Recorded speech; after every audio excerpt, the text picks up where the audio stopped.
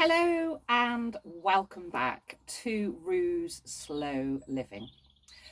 And before I say anything else, I just want to say a huge thank you for all the support those of you that have given me since I've kind of made a bit of a change to my channel, and you seem to be enjoying it, and I'm really, really pleased about that. So as you can see, I'm in the shed, I'm over at the plot. I had a wonderful wild swim first thing this morning with my swim buddy Jules. It was absolutely glorious. And I've just been pottering about and catching up with kind of boring things like I was supposed to take my car for service, but I wasn't very well, so I'd had to cancel, so I've rebooked that and sorted out a few other appointments and bits and pieces.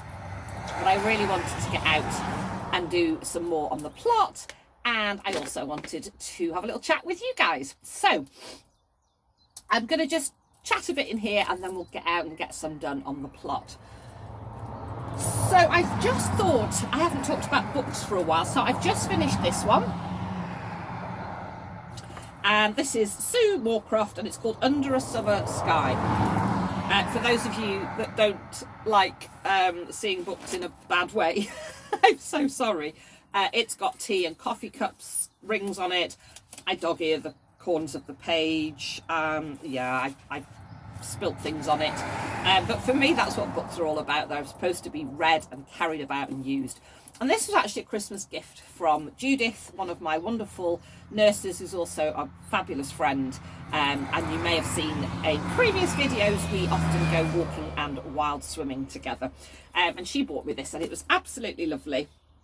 It's just a nice easy read, a little bit predictable but nice, little bit of a kind of a rom-com. And what I hadn't realised, because obviously it was gifted to me, and what I love about it was that it was also bought from a charity shop. Love it. I love the fact that it's been somebody else's, it's gone to a charity shop, it's come to me as a gift, I will pass it on to somebody else. Isn't that just the bee's knees? But when I finish the book, it's actually the first in a series of 3, so I will be looking out for the other ones. I've also got, again, bought second hand. I think I got it from World of Books online because somebody recommended it to me.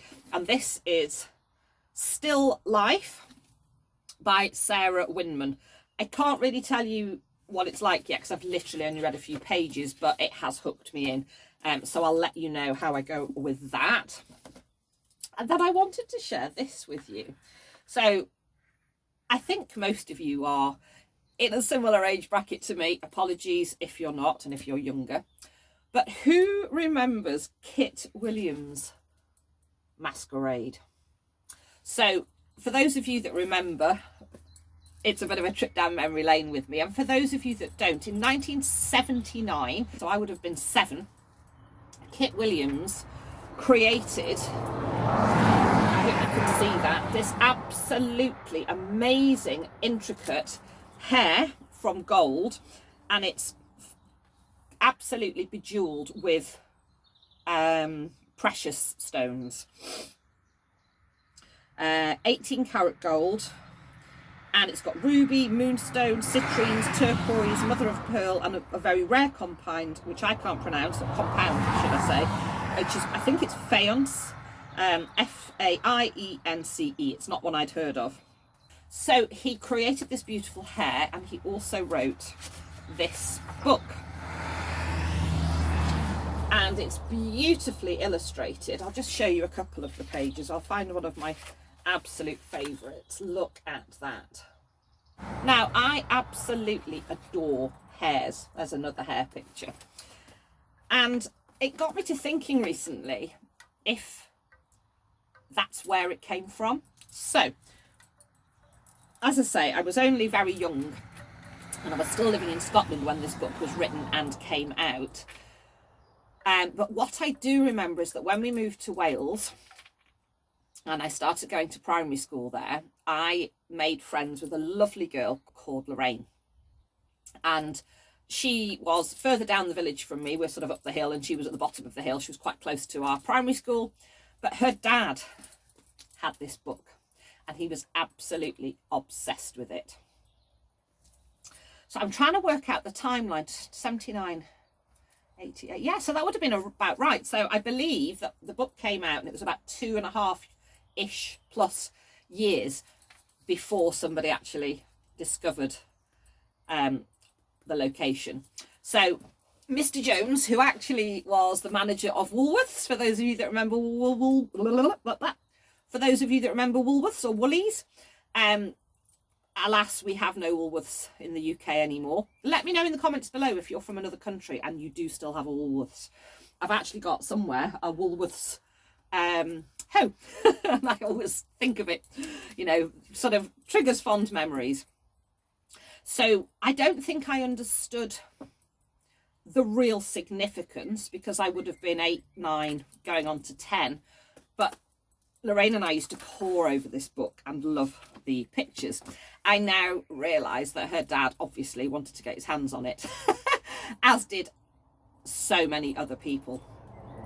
There's a little bit of a story, pop online if you want to know. There was a little bit of scandal towards the end. Nothing to do with Kit Williams himself, but yeah, unfortunately, the guy that actually found it didn't find it legitimately, shall we say.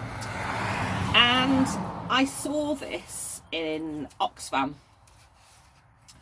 and I just could not resist buying it. Originally, it was only £3.50, and I've just bought it for a £5. I know that I'm not going to go across the countryside and find the beautiful golden hair, but it just brings back such fond memories, and I just enjoy looking at the pictures. And because I don't actually know how the puzzle was solved, I thought it might be quite interesting to see if, even though I kind of know the location, if I can solve the puzzle, because that would be really lovely. And I'm wondering if my kind of deep-rooted adoration for hares, alongside being brought up from the age of birth to 8 in Scotland, where we used to see hares a lot, but I'm always absolutely bowled over when I see a hare, and I think that's where it comes from. So that's enough talk about books. Now, a lot of you will be aware that I really enjoy painting pebbles.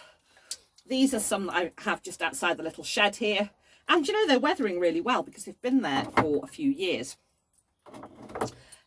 I also love to paint and craft.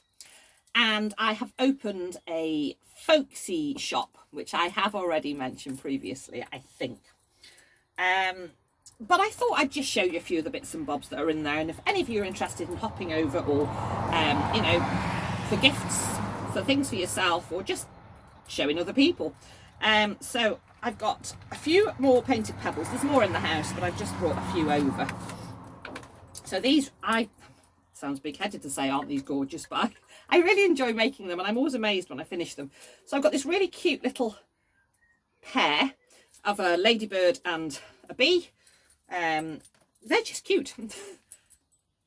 And I've got them for sale as a pair. I've got this little spring daffodils, pebble. These are only little ones, but I am doing some larger ones as well.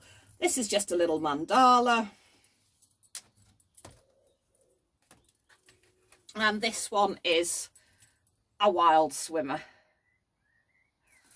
So I like to use the inspiration of the things that I enjoy, because I think I put that joy and passion and love into my work then, and I think you're more likely to create something nicer. I've also been, I'll do the paintings first. So I've been painting for a few years. I mean, I painted for many years, and I did art at school, and then I've always done little bits of sketching, but since we've been living here, really, I've really got back into it. And I just thought it seems really silly to have them just sitting in a folder. So I'm kind of sad to part with them, but I'd rather somebody else had enjoyment. So this is just a little A5, inspired by the cornfields and the wildflowers. And then I also paint in a naive style, and this is one of my magic trees. I've got quite a lot of these that I've done, and I really enjoy painting them. So there's a few in here. I've got a Highland cow. I've also got a sheep inspired by my Wiltshire horn ewes. And there's a few other, there's a hare, of course there's a hare, and a few other bits and bobs. So they're all A5, and then there's a few in A4. 4 as well. This is 2 variations on the same theme of the magic tree. So there's a few more in there, but I'm not going to bore you with the whole shebang. If you're really interested, hop over to my Etsy shop. There'll be a link in the description below. And then this is one of my junk journals. So this one's ready to go, and then you can either just enjoy it as it is. Some people just like them as they are. I'll just flip through a few of the pages. This is kind of an inspirational one, but you can also add in your own bits and pieces. This is one of that, so that's a book style one. This is one of the concertina style ones. Now I made this quite some time ago, and this has got loads of space in it. Oh, I've got it upside down. This has got loads of space, so I've added some bits and bobs. This one's mine. I won't be selling this one. This is just an example, because this one's personal to me. So I've added in things that mean things to me, but I've also got quite a few more pages, particularly on the other side, which I can add into. And then I can't think which day it is. It's Tuesday today. At the weekend, I have a day booked of yoga and foraging, which I'm really looking forward to, and that's on the Sunday. But I'm going to take my tent and camp on the Saturday and the Sunday night, so make it a little bit of a break. I will be camping with my tent in the same place that I stayed, with that beautiful little pod that I stayed in a while back, but I'm taking my tent this time. So it's a really nice site right next to the River Dee and the beautiful station, and it's near to Llangollen, and then it means I'm only a few minutes from the day retreat rather than having to drive all the way there. And I had a quick look at what we need to take with us, and one of the things is a journal. So I thought I would make one. So inspired, thank you to Jules for giving me some of her old yoga magazines, because it's yoga and foraging. That's the inspiration in the book, but obviously I've left pages that I can write on, because I'll be taking a pencil with me. And this is my little journal, and because this is a concertina one, when you get to the end you can then flip over and continue through. So I've made that specifically for myself to take with me. And then the other thing I've been doing are in the same fashion as the junk journaling. I've been doing some junk style cards. So we've got this one, which is, I think I've called this one Hideaway. And then I think this might be called Garden Chair. And then I've got one Fresh from the Plot. And this is Hearts and Leaves. Now I've been obviously letting these dry. They are on a black background, so I just need to add an insert in so that you can actually write, because not everybody's got something to write on black. So that's a selection of what I've been enjoying, and also what will be or is already for sale in my Etsy shop. So shall we get out in the sunshine and do some weeding?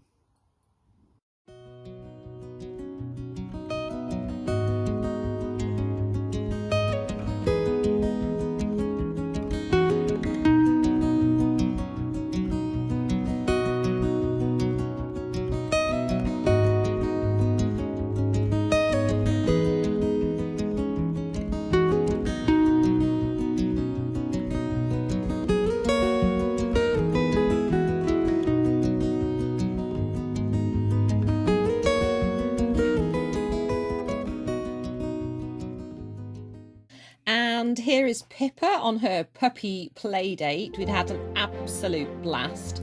I did intend to film more, but we were just too busy having fun and I completely forgot. So this is when they first arrived. There's little puppy Elvis. He's a border collie and he is adorable. And Kaylee came along as well, which was wonderful, because with it just being a big enclosed open space, she could just do her own thing while the other two went wild.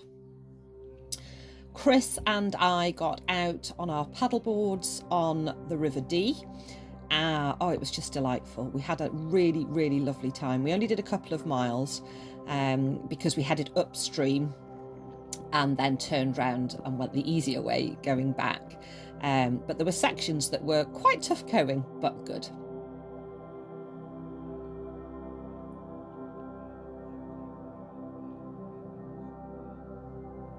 And of course we had to stop for coffee and snacks. It's all part of the fun. And I got to have a wild swim at the end. More food.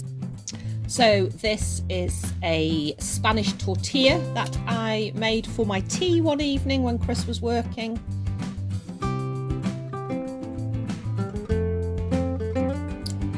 Fish finger butties. I just had the urge one evening and that was a big fat treat to myself.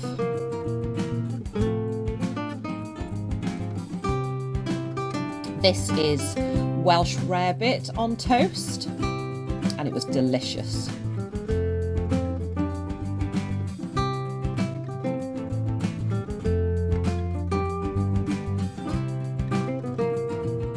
This is one of my pestos, and this was wild garlic pesto, and I'm going to show you how I made it. So I use this little hand processor. I absolutely love it. I discovered it years ago and I highly recommend them. So easy. I just took the safety cover off the blades there because they are pretty sharp.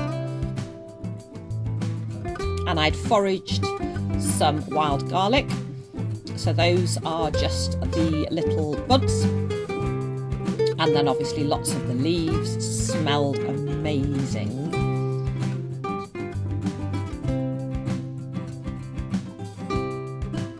And then I added some olive oil. And the oil not only makes it taste great, but it also helps when you're processing it to stop the leaves from kind of getting all bunged up in the blades. So I just keep adding in the leaves. I added in some salt. This is Himalayan rock salt, and again, it not only does it add to the flavour, but it also really helps to extract the flavours from the leaves that you're using, be that wild garlic, basil, rocket, whatever you're using for the pesto. It really is so simple and so delicious.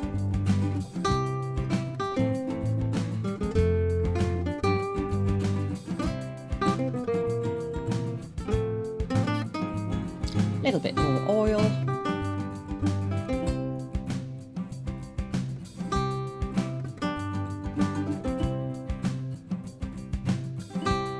And then I added some cheese. This is just normal cheddar cheese. You can use any cheese you like. I know traditionally it's a Parmesan or a hard cheese, but that's the beauty of this quick, easy pesto.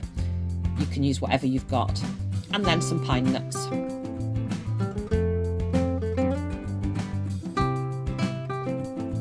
And of course I didn't need to add garlic because the garlic flavour was already there from the wild garlic leaves and tips.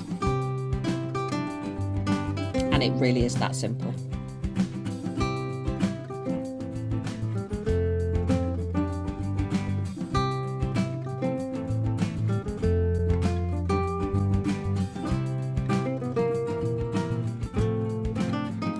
Look at that, delicious. I used it that evening, but you could have popped it in the fridge. More paddleboarding. This time we bought a day permit to go on our local canal. And the weather was perfect and it was absolutely delightful.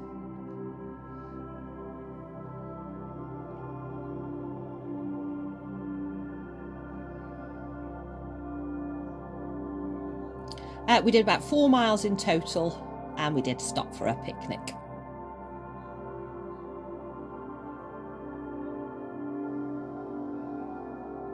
And I've continued with my wild swimming. This is the mere on a beautiful frosty morning. Look at those coots. There's one, and I think there was a second one. Yeah, there's the two together. Absolutely beautiful mornings, and we had a wonderful swim. So as ever, thank you so much for watching. Take care, and I'll see you all again really soon.